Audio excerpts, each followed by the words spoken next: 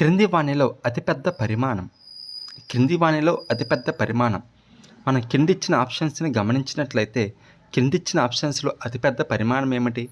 Kilometre. కాబట్టి మనం అన్ని ఆప్షన్స్ని కిలోమీటర్లోకి మార్చడం అనేది కొంచెం కష్టమైన పని. కాబట్టి అన్ని ఆప్షన్స్లో ఇచ్చిన చిన్న ప్రమాణంలోకి మార్చేసుకుంటే సమాధానం మనం సులువుగా పెట్టవచ్చు. కిందిచ్చిన ఆప్షన్స్లో అన్నిటికంటే చిన్న పరిమాణం ఏమిటండి? మిల్లీమీటరే కదా. కాబట్టి ఇచ్చిన ఆప్షన్స్ అన్నిటిని మనం మిల్లీమీటర్లోకి మార్చేసుకుందాం. మొట్టమొదటి ఆప్షన్ చూడండి, అది ఆల్రెడీ మిల్లీమీటర్లో ఇచ్చేశాడు కాబట్టి దాన్ని మార్చే పని లేదు. రెండవ ఆప్షన్ చూడండి, 101 సెంటీమీటర్ ఇచ్చాడు. 101 సెంటీమీటర్. సెంటీమీటర్కి ఉన్న మిల్లీమీటర్లు ఎన్ని? 10 కదా. కాబట్టి దీని యొక్క ఆన్సర్ ఏమవుతుంది? 1010 మిల్లీమీటర్లు అనమాట. అంటే రెండవ ఆప్షన్ యొక్క మిల్లీమీటర్లు ఎన్ని? 1010. తర్వాత చూడండి, సెకండ్ ఆప్షన్ ఏమి ఇచ్చాడు? సెకండ్ ఆప్షన్ 1.1 మీటర్లు ఇచ్చాడు. ఫస్ట్ మీటర్లు మనం ఏం చేయాలి? సెంటీమీటర్లోకి మార్చుకుందాం. సెంటీమీటర్లు మార్చుకుంటే మనం ఏమొస్తుంది? 110 సెంటీమీటర్లు. సెంటీమీటర్లను మళ్ళీ మనం ఏం చేయాలి? మిల్లీమీటర్లోకి మార్చాలి. కాబట్టి ఒక సెంటీమీటర్లకి మిల్లీమీటర్లు ఎన్ని? 10. కాబట్టి దీని యొక్క సమాధానం 1100 మిల్లీమీటర్లు.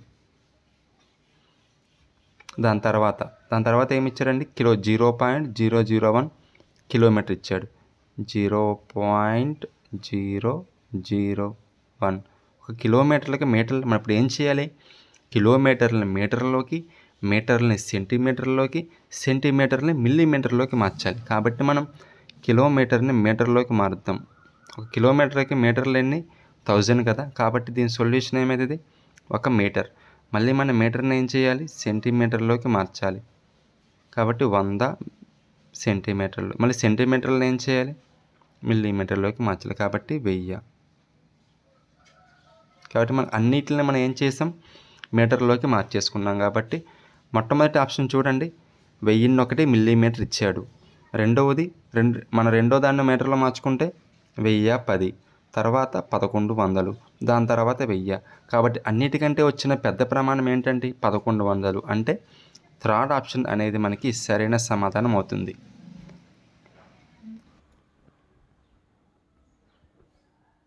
విద్యుత్ అయస్కాంత ఫలితంపై ఆధారపడి పనిచేసే పరికరం. విద్యుత్ అయస్కాంత ఫలితంపై ఆధారపడి పనిచేసే పరికరం ఏమిటి? మనకి విద్యుత్ గంట. విద్యుత్ గంట అనేది మనకి విద్యుత్ అయస్కాంత ఫలితంపై ఆధారపడి పనిచేసే పరికరం. మిగతా చూడండి, విద్యుత్ హీటర్, విద్యుత్ బల్బ్, విద్యుత్ పొయ్య అనేవి విద్యుత్ ఉష్ణ ఫలితంపై ఆధారపడి పనిచేస్తాయి. విద్యుత్ ఉష్ణ ఫలితంపై ఆధారపడి పనిచేసే పరికరాలు ఏమిటి? విద్యుత్ హీటర్, విద్యుత్ బల్బ్, విద్యుత్ పొయ్య. ధ్వని తీవ్రతకు ప్రమాణం. ధ్వని తీవ్రతకు ప్రమాణం ఏమిటండి? ధ్వని తీవ్రతకు ప్రమాణం మనకి డెసిబల్ కదా. ధ్వని తీవ్రతకు ప్రమాణం డెసిబల్. మరి హెచ్ అనేది దేనికి ప్రమాణం? హెచ్ అనేది మనకి పౌనపున్యానికి ప్రమాణం. కెలోరీ అనేది దేనికి ప్రమాణం? కెలోరీ అనేది మనకి ఉష్ణానికి ప్రమాణం.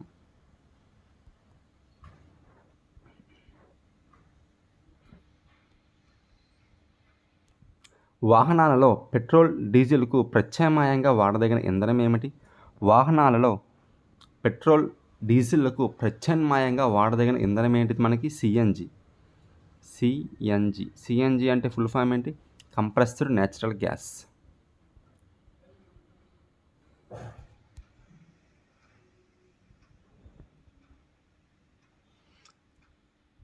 ఇద్దరు విద్యార్థులు ఇచ్చిన ప్రకటనలను చదివి సరైన ఐచ్ఛికాన్ని ఎంచుకోండి. హర్ష ఏం చెప్తున్నాడు? మెరుపుల వల్ల నత్రజని స్థాపన జరుగుతుంది అన్నాడు. అది కరెక్టే. వర్ష ఏమంది? రైజోబియం అనే బ్యాక్టీరియా వల్ల నత్రజని స్థాపన జరుగుతుంది. ఇది కూడా కరెక్టే. కాబట్టి మెరుపుల వల్ల మరియు రైజోబియం అనే బ్యాక్టీరియా వల్ల కూడా నత్రజని స్థాపన జరుగుతుంది. కాబట్టి ఇచ్చిన రెండు సరి అయినవి. కాబట్టి దీనికి సరైన సమాధానం ఏంటి? ఇద్దరు ఏం చెప్పారు? ఇద్దరు ఒప్పే చెప్పారు.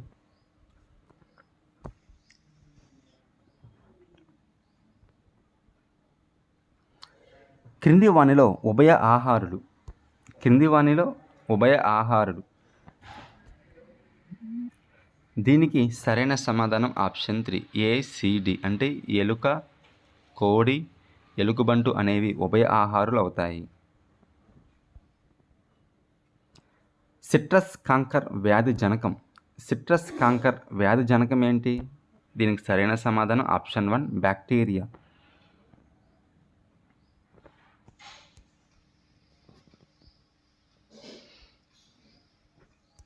అవాయు శ్వాసక్రియ జరపనివి. మనకి 7వ తరగతి సైన్స్ టెక్స్ట్ బుక్లో అవాయు శ్వాసక్రియ గురించి ఉంటుంది. అక్కడ ఏమేమి అవాయు శ్వాసక్రియ జరుపుతాయంటే ఈస్టులు జరుపుతాయి. ఈస్టులు కిణ్వన ప్రక్రియలో అవాయు శ్వాసక్రియ జరిపి దేనిని తయారు చేస్తాయి? ఆల్కహాల్ని తయారు చేస్తాయి. మానవ కండరాలు అవాయు శ్వాసక్రియ జరిపినప్పుడు విడుదలయ్యే ఆమ్లం ఏమిటి?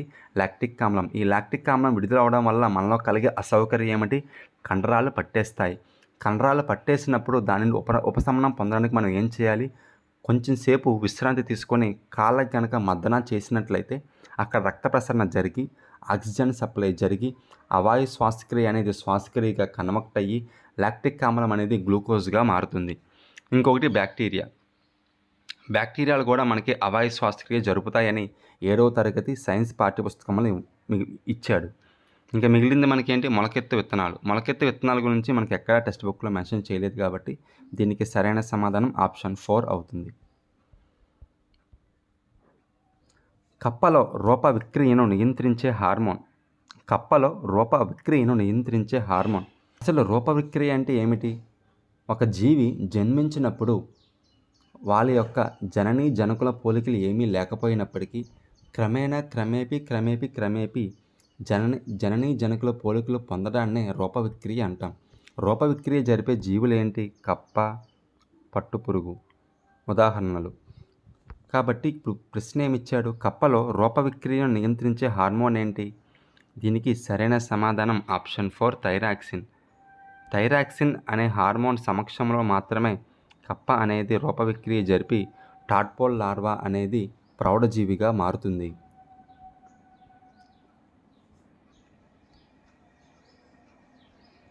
వాతావరణ మార్పులపై ప్రజలకు అవగాహన కల్పించి 2018లో ఐక్యరాజ్య సమితిలో వాతావరణ మార్పుపై ప్రసంగించిన స్వీడన్కు చెందిన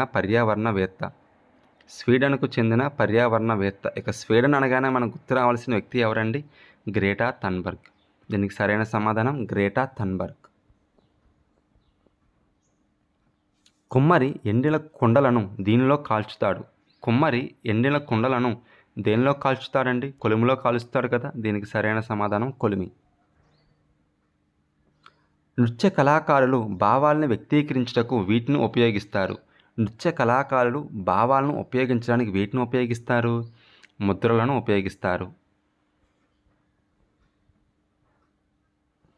ఘనరాజ్యాలను జయించిన రాజ్యవంశం ఏమిటి? ఘనరాజ్యాలను జయించిన రాజ్యవంశం గుప్తులు. పక్షిఖండం అని దేనిని పిలుస్తారు? పక్షిఖండమని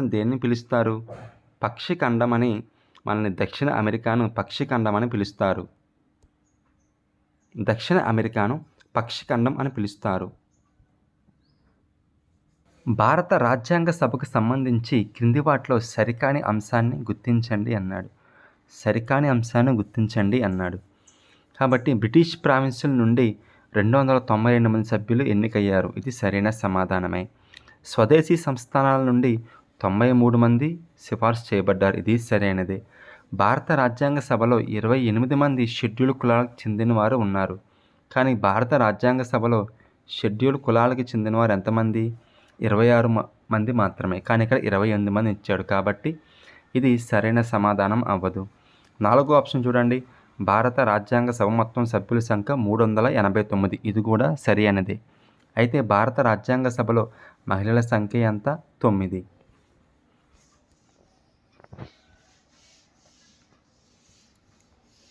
స్త్రీ పురుష తులన అనే పుస్తకాన్ని రాసినవారు ఎవరు? రాసినది ఎవరు? తారాబాయి షిండే గారు. మొట్టమొదటి ఆప్షన్ చూడండి. పండిత రమాబాయి గారు ఏం చేశారు? ఆమె అగ్రవర్ణ మహిళల దుర్బల జీవితాలను గురించి ఒక పుస్తకాన్ని రాశారు. అలాగే దానితో పాటుగా భర్త బంధువులచే నిరాదరణకు గురి అయిన వితంతువుల కొరకు పూనాలో ఒక వితంతు శరణాలయాన్ని స్థాపించారు పండిత రమాబాయి గారు. బేగం రొకియా షకావత్ హుస్సేన్ బేగం రొకయా షకావత్ హుస్సేన్ గారు ముస్లిం బాలికల కోసం పాట్నా కలకత్తాలో పాఠశాలను ప్రారంభించారు. 4వ ఆప్షన్ చూడండి, సావిత్రిబాయి పూలే. సావిత్రిబాయి పూలే గారు భారతదేశంలోని మొట్టమొదటి మహిళా ఉపాధ్యాయుని.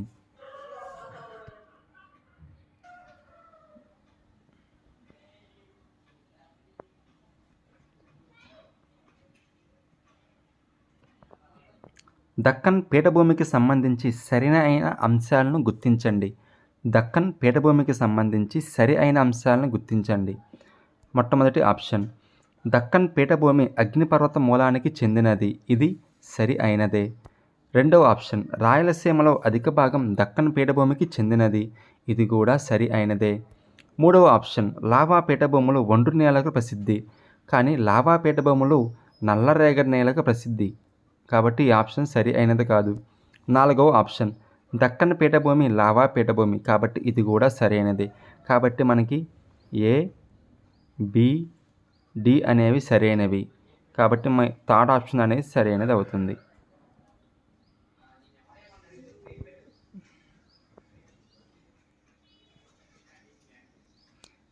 విధి నిర్వహణ వల్లే అసలైన హక్కులు సంక్రమిస్తాయి అని చెప్పినది ఎవరు? విధి నిర్వహణ వల్లే అసలైన హక్కులు సంక్రమిస్తాయని చెప్పింది ఎవరు? మహాత్మా గాంధీజీ గారు.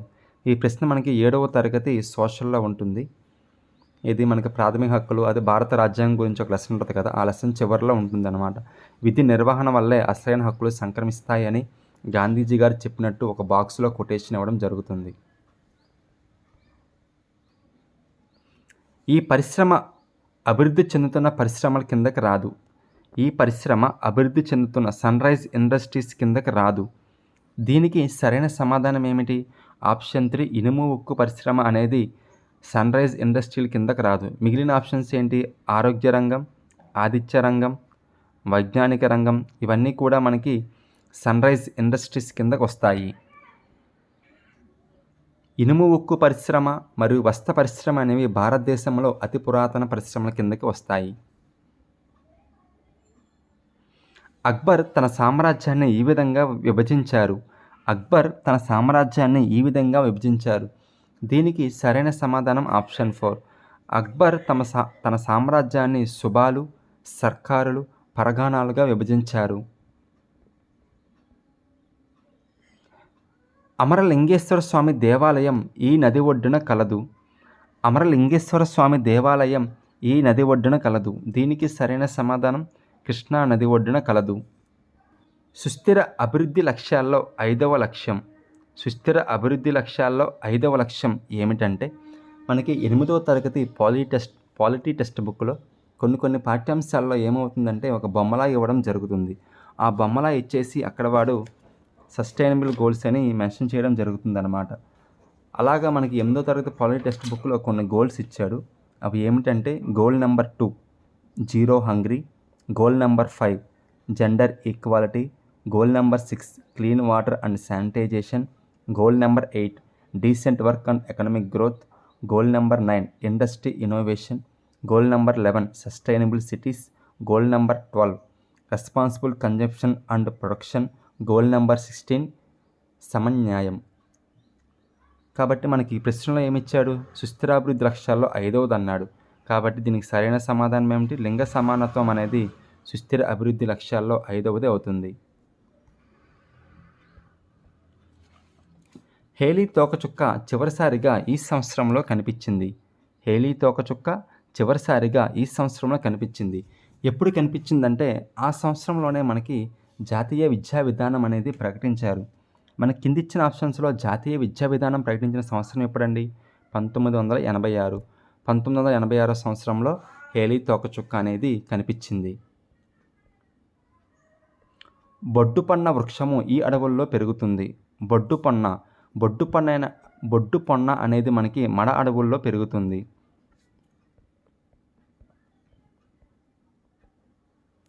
క్రింది వానిలో విజ్ఞాన శాస్త్రవేత్త లక్షణం కానిది. క్రింది వానిలో విజ్ఞాన శాస్త్రవేత్త లక్షణం కానిది ఏదైనా? దీనికి సరైన సమాధానం ఆప్షన్ 3. ఏదైనా నిర్ణయాన్ని అత్యంత నిర్ణయంగా అంగీకరిస్తాడు అనేది విజ్ఞాన శాస్త్రవేత్త లక్షణం కాదు. ఎందుకంటే నిర్ణయాలు అనేవి కాలానుగుణంగా మారుతూ ఉంటాయి కాబట్టి ఆ మార్పుని విజ్ఞాన శాస్త్రవేత్త స్వీకరిస్తూ ఉండాలి. తరిగిపోయే మరియు తరగని శక్తి వనరులు, వాటి ఉపయోగంపై ఫ్లోచార్ట్ తయారు చేయమని ఉపాధ్యాయుడు విద్యార్థులకు సూచించాడు. ఇది ఏ విద్యా ప్రమాణానికి చెందుతుంది? ఫ్లోచార్ట్ తయారు చేయమన్నాడు అంటే అర్థం ఏమిటండి మనకి? ఫ్లోచార్ట్ తయారు చేయమన్నాడు అంటే అర్థం ఏమిటి? ఇది ఏ విద్యా ప్రమాణానికి చెందుతుందంటే పఠన నైపుణ్యం అనే విద్యా ప్రమాణానికి చెందుతుంది.